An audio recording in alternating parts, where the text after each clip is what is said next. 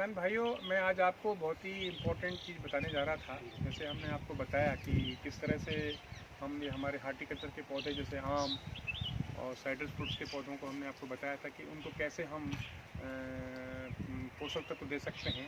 तो आज हम ये बताना जा रहे हैं कि देसी तरीके से कैसे हम इनको ड्रिप देसी ड्रिप हम जिसका नाम कह सकते हैं कि देसी ड्रिप बना के हम किस तरह से इनको आवश्यकता अनुसार पानी दे सकते हैं। किसी भी पौधे को ज़्यादा पानी देना अभी ठीक नहीं होता, इसलिए मैं बताना चाहूँगा आपको कि मैं आपको ये बॉटल दिखा रहा हूँ। ये बिस्लरी की बॉटल है। इस तरह की बॉटल जो भी हैं ये वेस्ट हो जाती हैं, लोग पानी पीने के बाद इनको फेंक देते हैं। तो इसका बड़ा सदुपयोग किया जा रहा है।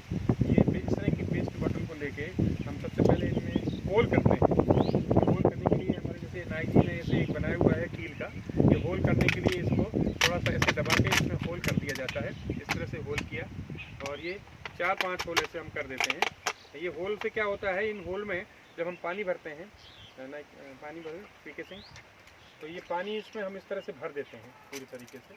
तो आप देखेंगे कि जब ये पानी हम भरते हैं तो ये होल के माध्यम से आपको मैं बताना चाह रहा हूँ कि ये पानी, ये देख रहे हैं आप, होल दिखाई पड़ रहे हैं आपको, ये होल से पानी ऑटोमेटिकली जाता रहता है। तो इस तरह से हम ये जो हमने अपना थाल बनाया हुआ है 1.5 मीटर का, ये यहाँ पर जो है ये एब्जॉर्बेंस करने के लिए रूट्स होती हैं। जैसे मैंने आपको बताया था कि जो भी पोषक तत्व हम देंगे इसके माध्यम से देंगे। अब हम क्या करेंगे, इनको इस तरह से बॉटल को लेके इनमें होल करके और इनको हम इस तरह से गड्ढा करके गड़ा दिया जाता है। अभी इसमें पानी भर दिया जाएगा। अब इसमें पानी भरें तो ये बेकार बॉटल का, प्लास्टिक की बॉटल का हम इस तरह से सदुपयोग कर सकते हैं। और ये बॉटल एक बार भरने के बाद में लगभग 4-5 दिन तक इसमें पानी रहता है।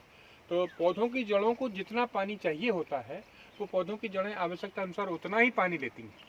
और हर 1-2-3 दिन के बाद में हम लोग चेक करते रहते हैं कि पानी की क्या पोजीशन है। अगर पानी की रिक्वायरमेंट यानी पानी अगर ख़त्म हो जाता है तो इन बॉटल्स को हम फिर से भर देते हैं। तो इन पौधों को जितना भी पानी चाहिए होता है ये उतना पानी आवश्यकता अनुसार ले लेती हैं। तो आप देख रहे हैं कि हमने लास्ट टाइम आपको बताया था कि पोषक तत्व देने से ये पुराने के पुराने हमारे ये पौधे हैं खुश हो जाते हैं। और इनमें पोषक तत्व आने से आपको एक मैं निशान बताना चाह रहा हूँ कि कैसे ये खुश हो रहे हैं पौधे। जब हम इनको ये पानी मिल जाता है, ये यहाँ से पोषक तत्व मिल जाते हैं। हमने आपको बताया था कि हम जो है एक जीवामृत के माध्यम से और हमारी जो टर्माइट की सॉइल होती है उसके माध्यम से और जो FYM है उसके माध्यम से हमने जो न्यूट्रिएंट्स दिए थे, आपको मैंने बताया था अभी 1 सप्ताह पहले कि पौधों को पोषक तत्व देने से उनमें बहुत अच्छी फ्रूटिंग आएगी। उसका एक निशान आपको मैं बताना चाहता हूँ।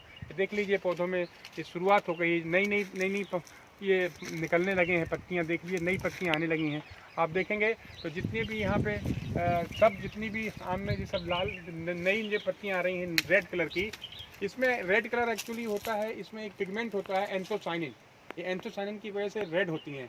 और जैसे जैसे ये पत्तियाँ पुरानी हो जाएंगी, जैसे जैसे ओल्डर स्टेज में जाएंगी तो इनमें ये पिगमेंट ख़त्म हो जाता है और फिर एक ग्रीन कलर की हो जाती हैं। तो इस तरह से आपको मैं बताना चाहता हूँ कि एक वेस्ट के माध्यम से हम कैसे पौधों को प्राकृतिक तरीके से हम उनकी सिंचाई करें और किस तरह से जितनी ज़रूरत है उतना पानी इन पौधों को दिया जाए।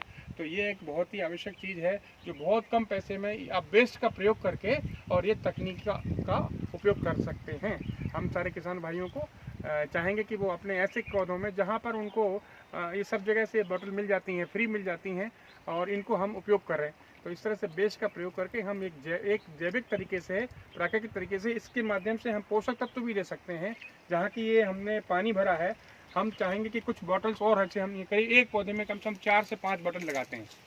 एक बोतल में हम काऊ यूरिन, गौमूत्र को लेके उसको भी डाइल्यूट करके 1 लीटर में लगभग 15 लीटर पानी मिला लेते हैं और उस पानी को मिला के डाइल्यूट वाले प्रोडक्ट को जो भी बनता है उसको भी हम इसमें भर देंगे। तो सारे के सारे पोषक तत्व उसी तरह से भी इन जड़ों के माध्यम से पौधों को मिल जाएंगे। इसी तरह से आप बर्मी बास भी दे सकते हैं। इसी तरह से आप दूसरे भी पोषक तत्व जो है लिक्विड फॉर्म में पौधों को उपलब्ध करा सकते हैं। तो आज के लिए एक बहुत ही महत्वपूर्ण जानकारी है। मैं चाहूँगा कि अधिक से अधिक किसान हमारे इसका प्रयोग करें। धन्यवाद।